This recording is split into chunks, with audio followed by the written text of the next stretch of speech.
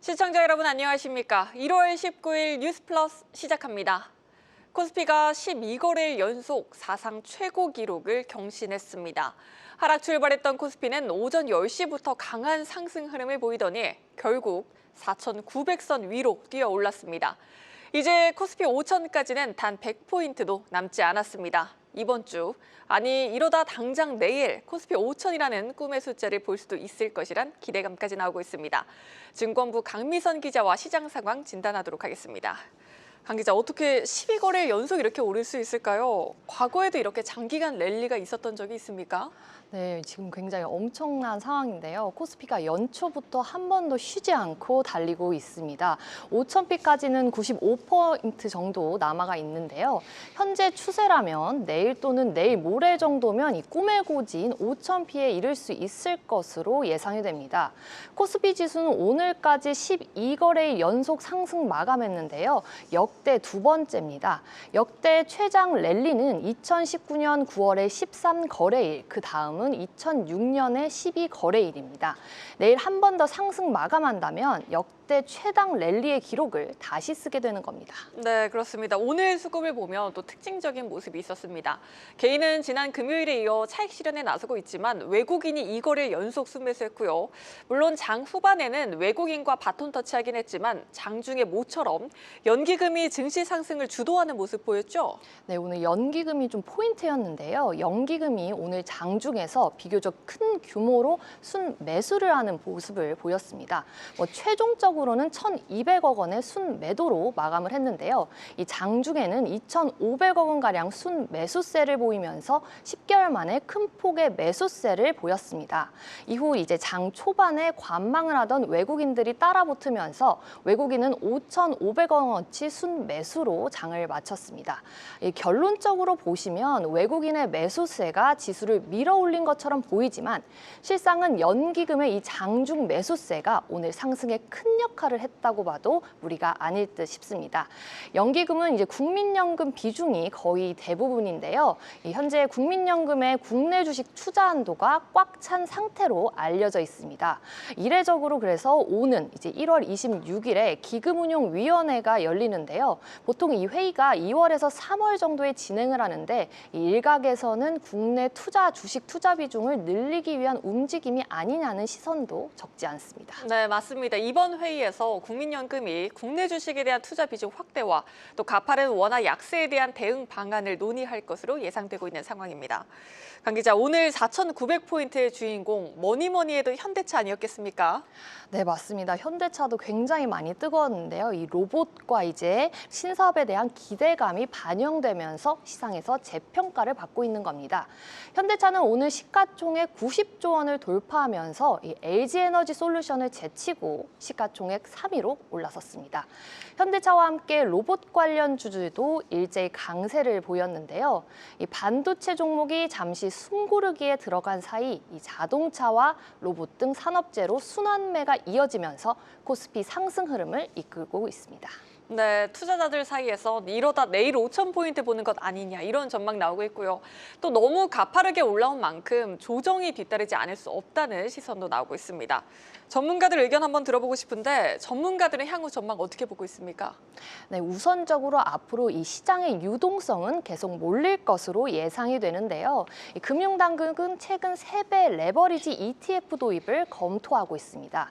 이는 서학 개미들이 국내 증시로 되돌리려는 유인책으로 보이는데요. 실제 이루어진다면 증시 수급에도 굉장히 긍정적인 효과가 기대됩니다. 다만 지수가 고점으로 올라올수록 대외 변수에 대한 민감도도 더 커질 수밖에 없는데요. 오는 20일 상호관세 관련 미국 연방대법원 판결을 앞두고 있어 여기에 이제 트럼프 미국 대통령이 그린란드에 병력을 파견한 유럽 8개국에 이제 관세 부과 선언까지 하면서 이 시장의 변동성이 다시 커질 가능성도 남아 있습니다. 또한 이 트럼프의 대외 강경 정책에 따라 또다시 불거지고 있는 이 반도체 관세 부과 가능성은 이제 우리에게 직접적인 문제인 만큼 이런 점들도 예의주시할 필요가 있어 보입니다. 네, 증권부 강미선 기자와 시장 진단해봤습니다.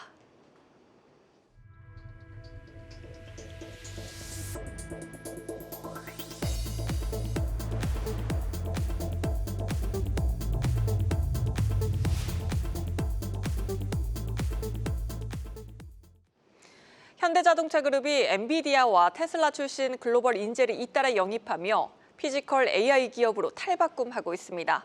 최근 휴머노이드에 이어 로보택시까지 선보이며 더 이상 자동차 제조사에 머무르지 않겠다는 의지를 보여주었다는 평가입니다. 장슬기 기자가 보도합니다.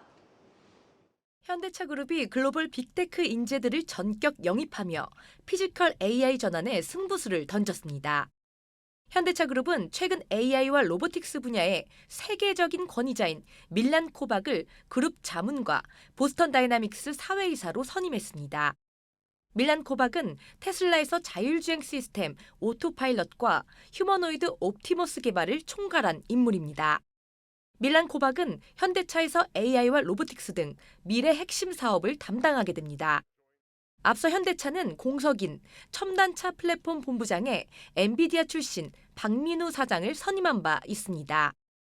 박 사장은 엔비디아에서 자율주행 기술을 실제 차량에 적용하는 양산 프로젝트를 성공적으로 이끈 인물로 꼽힙니다. 박 사장은 현대차에서 미래차 핵심인 소프트웨어 중심 차량 전략을 총괄하게 됩니다. 현대차그룹의 이번 인사는 단순한 인재 영입을 넘어 피지컬 AI 기업으로 전환하는 신호탄이라는 해석입니다. 피지컬 AI로 중심이 이동할수록 당사가 보유한 자동차, 로봇과 같은 움직이는 실체와 그리고 제조 공정의 데이터의 가치는 희소성을 더해갈 것입니다. 이는 빅테크 기업들이 쉽게 모방할 수 없는 우리만의 강력한 무기입니다. 사업 영역을 확장한 현대차그룹의 전략 변화는 글로벌 시장에서도 주목합니다. CES 2016에서 현대차가 공개한 아틀라스는 세계에서 가장 진보한 휴머노이드 로봇으로 평가받기도 했습니다. 현대차그룹은 이번 인재 영입을 시작으로 자율주행과 로보틱스 상용화를 앞당기고 글로벌 시장의 주도권을 확보하겠다는 전략입니다. 한국경제TV 장슬기입니다. 초대 기획예산처 장관 후보자로 지명된 이해훈 후보에 대한 청문회가 시작도 못하고 파행됐습니다. 여야는 이 후보자를 둘러싼 수십 가지 의혹에 자료 제출 부실 공방만 펼쳤습니다. 국회에 나가 있는 취재기자 연결해 자세히 들어보겠습니다. 정재훈 기자, 이해훈 후보 인사청문회가 후보자도 없이 진행됐다고요? 네, 오늘 오전 10시로 예정됐던 이해훈 기획예산처 장관 후보자 인사청문회는 후보자 없이 여야 의원 간 공방만 벌이다 정회했습니다. 이후 오후 여야 간 사협의를 통해 청문회 재개를 결정짓기로 했지만 아직까지 속행 여부가 확정되지 않았습니다. 이 기획재정부에서 18년 만에 분리돼 올해 새로 출범한 기획예산처는 중장기 국가 전략과 예산 기능을 담당합니다. 이재명 대통령은 초대 장관 후보자로 보수 3선 국회의원 출신 이해훈 후보자를 파격 발탁했습니다.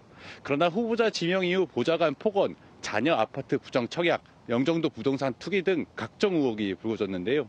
민주당은 의혹에 대한 사실 확인을 위해 청문회 강행을 주장했지만 국민의힘은 자료 제출이 부실하다며 청문회를 보이콧했습니다. 잠깐 들어오시죠.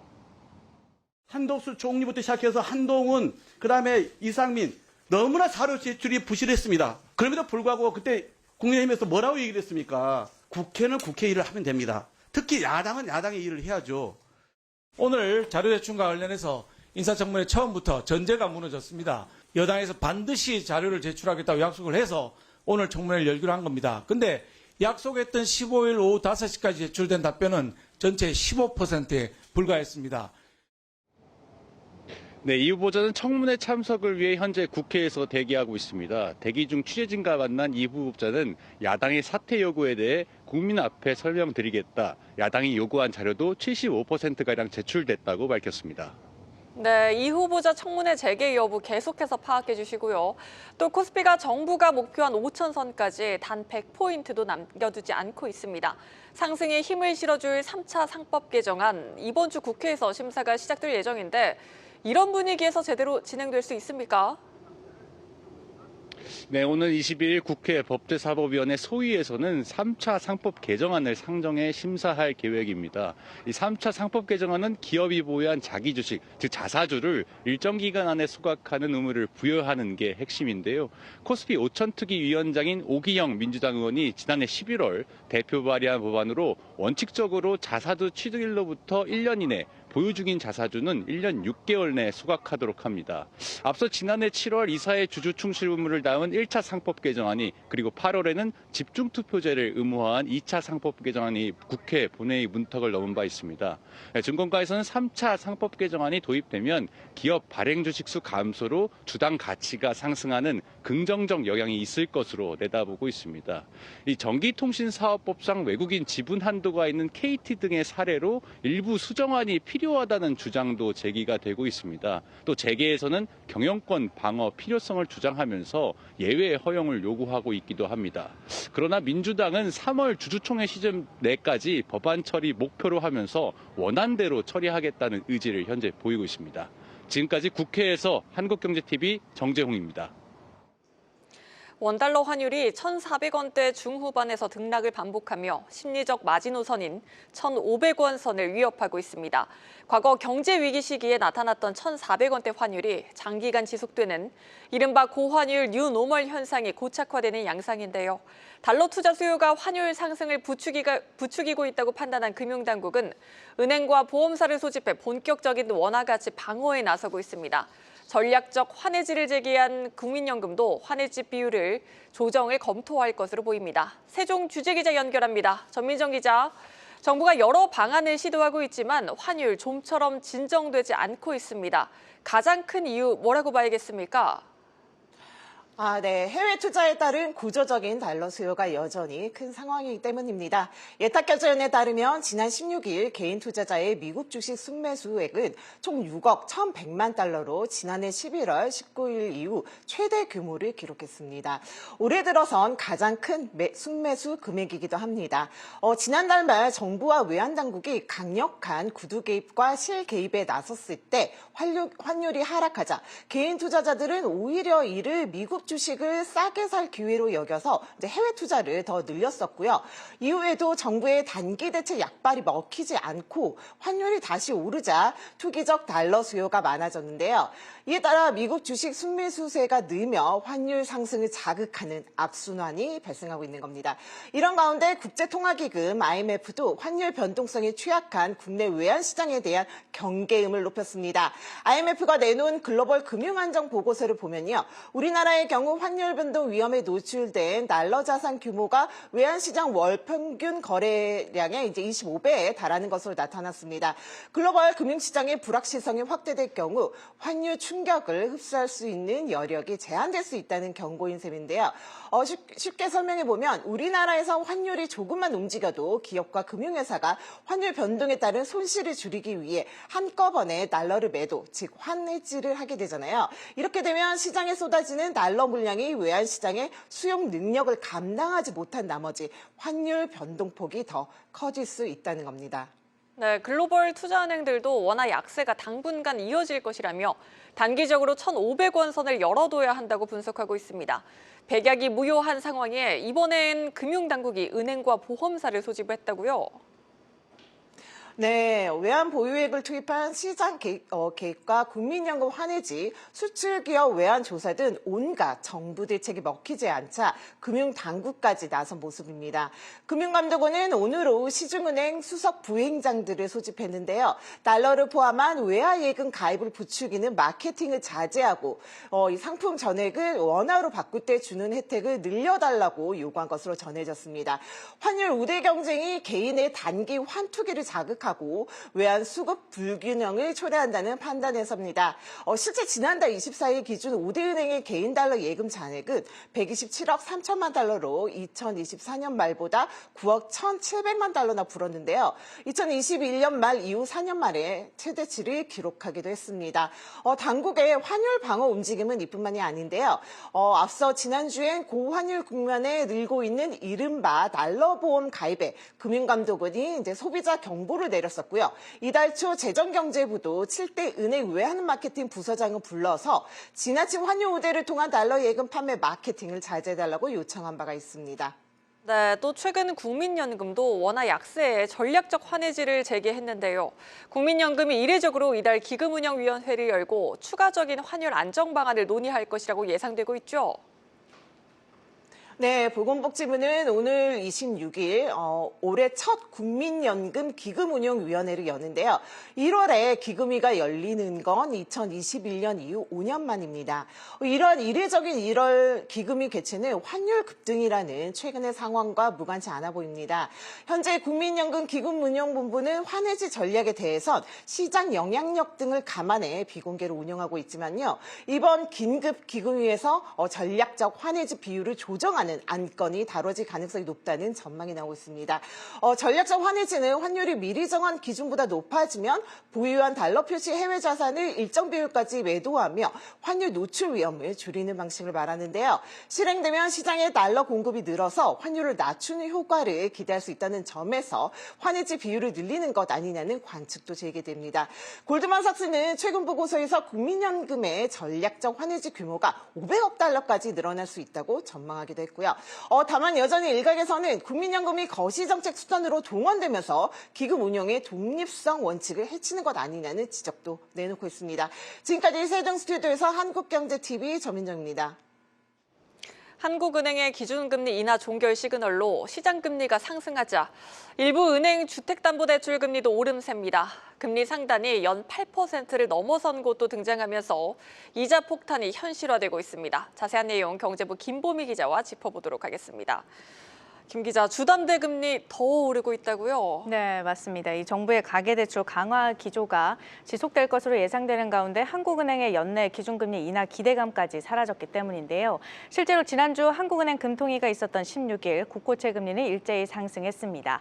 이에 따라 고정형 주담대 금리 산정의 기준이 되는 은행채 5년물 금리도 3.493%로 1년 7개월 만에 최고치를 찍었습니다. 다음 날인 17일에도 비슷한 수준에서 마감을 했고요.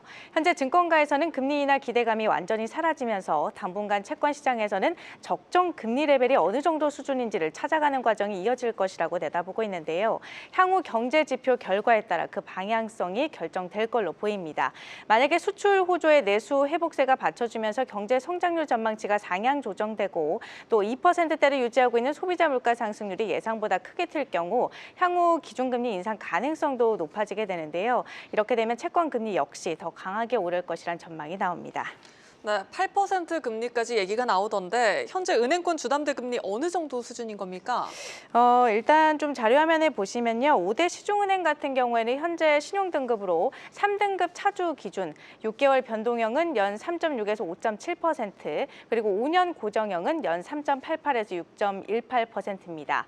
카카오뱅크, K뱅크 등 인터넷 은행 같은 경우에는 차주 범위를 시중은행들보다 더 넓혀서 금리를 제시하고 있는데요. 신용등급이 낮은 차주들의 금리까지 포함이 되어 있다 보니까 자료화면에서 보시는 것처럼 금리 상단이 더 높습니다.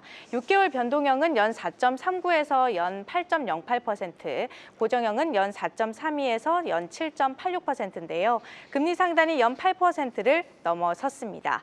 복수의 은행권 관계자는 실제 최고 금리를 적용받는 차주는 전체의 0.1에서 0.2% 수준에 불과하다면서 차주의 대다수는 연 4에서 5%대 금리를 적용받고 있다라고 설명을 했는데요. 다만 대출금리 상승세가 이어지고 있다는 점에서 상단 8% 돌파는 상징적인 의미가 있다고 할 수 있겠습니다. 그리고 변동형, 고정형 이렇게 대출 유형별로 나눠서 보면요. 5년 고정형 금리가 더 빠르게 오르고 있고 실제 금리 수준도 현재 고정형이 더 높습니다. 자료화면에 나가시는 것처럼 은행채 5년물 금리를 대출금리 산정의 기준으로 잡고 있기 때문인데 은행채 5년물 금리는 지난해 10월부터 이렇게 가파른 상승세를 나타내고 있습니다. 다만 카카오뱅크 같은 경우에는 아직까지 6개월 변동형 금리가 약간 더 높은데요. 은행 자체적인 금리 조정은 아니고요. 과거 금융당국의 기조에 맞춰서 이 고정형 금리를 크게 낮췄던 점이 지금까지 일부 영향을 미치고 있는 것으로 분석되고 있습니다. 네, 그렇군요. 그런데 오늘 한국은행이 은행권 여신 담당자들을 대상으로 올해 1분기 대출 시장을 어떻게 전망하고 있는지 설문조사한 결과가 나왔습니다. 결과를 보니까 특히 주담대의 경우 대출 행태 지수가 플러스로 전환을 했는데요. 이 말인즉슨 대출 취급을 전분기 대비 완화하겠다. 즉 대출 문턱을 일부 낮추겠다라는 의미입니다. 앞에 말씀하신 것과 조금 대비되는 분위기인 것 같은데 이건 어떻게 해석하는 게 좋겠습니까? 사실 저도 그 부분이 좀 의아스러워서 오늘 은행권 관계자들 대상으로 취재를 해봤는데요. 하나같이 전분기 대비 기저효과 때문이라고 입을 모았습니다.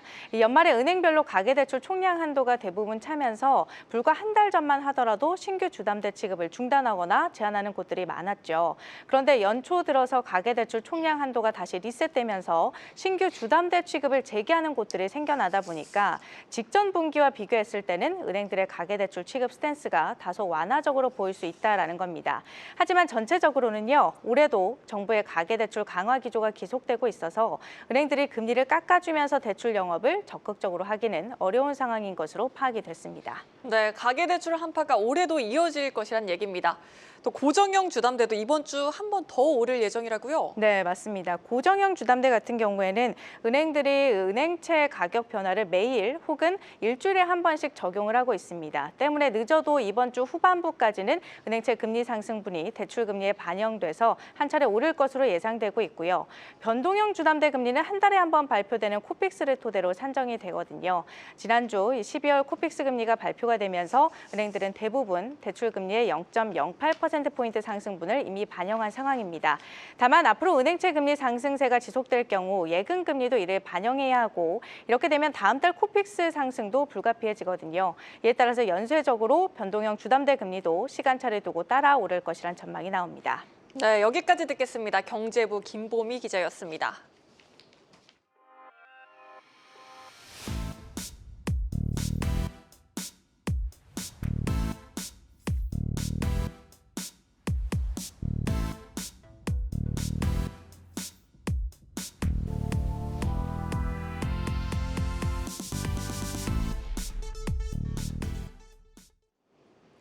정부가 유예 기간이 4개월 남은 다주택자에 대한 양도세 중과 유예 여부에 대해 별다른 언급을 하지 않으면서 부동산 시장이 술렁이고 있습니다. 현 정부의 기조를 볼 때 양도세 중과가 부활될 가능성이 높아 보이는데 그동안 똘똘한 한 채로 재편된 시장 흐름상 오히려 매물 잠김 현상만 부추길 것이란 지적도 나옵니다. 유주환 기자가 취재했습니다. 다주택자에 대한 양도세 중과 유예가 오는 5월 9일로 끝날 가능성이 높아지고 있습니다. 지난 2022년부터 매년 초 유예 조치를 연장했던 정부가 아직까지 구체적인 언급을 하지 않으면서 이미 시장에서는 대책 마련이 진행 중입니다. 양도세 중과세가 부활할 경우 조정 대상 지역 내 2주택자가 집을 팔 때 현행 6에서 45%인 양도세율의 20%포인트, 3주택 이상 보유자는 30%포인트의 가산세율을 추가로 얹어서 내야 합니다. 현장에서는 이미 팔 사람들은 다 팔았다는 분위기입니다. 근데 지금 뭐 딱 막 그렇다고 해서 그것 때문에 막 집을 내놓고 뭐 그렇지는 않아요. 그런 분들은 미리미리 정리를 작년부터 슬슬 하셨을 거예요. 여기 이 정권이 바뀌는 순간부터. 올해로 20년 차를 맞은 똘똘한 한 채 정책 영향으로 다주택자 자체가 감소했고 또 매도 대신 증여를 선택하는 경우도 많은 것으로 분석됩니다. 지난해 상반기까지 증가세를 보이던 2주택자 지수는 6월을 정점으로 꺾여 연말에는 지난 2024년 4월 이후 가장 낮은 수준을 보였고 3주택자 지수는 더 크게 감소해 40개월 만에 최저 수준입니다. 지난해 12월 서울 집합건물 증여 건수가 2022년 12월 이후 처음으로 1000건을 넘어섰는데 특히 강남권과 한강벨트 등 핵심지에서 증여 사례가 집중됐습니다. 양도세가 중과되고 보유세도 과세를 강화하면 자금 여력이 되시는 분들은 버티기에 들어가고 그게 안 되시는 분은 던지고 매매로 하시는 거죠. 근데 대부분은 이제 다주택자분들이 자산가들이 많기 때문에 팔지 않고 자녀한테 증여한다거나 이런 우회를 선택하시는 경우가 더 많더라고요. 서울 전역과 경기 12곳을 토지거래 허가제로 묶은 15 조치로 주택거래에 최소 수개월이 걸리는 상황인 만큼 실제 매물 증대를 유도하기 위해서는 다주택자들에게 시간적인 여유를 주는 동시에 보유세 등을 함께 고려한 종합적인 세제 접근이 필요하다는 지적이 나옵니다. 한국경제TV 유주환입니다.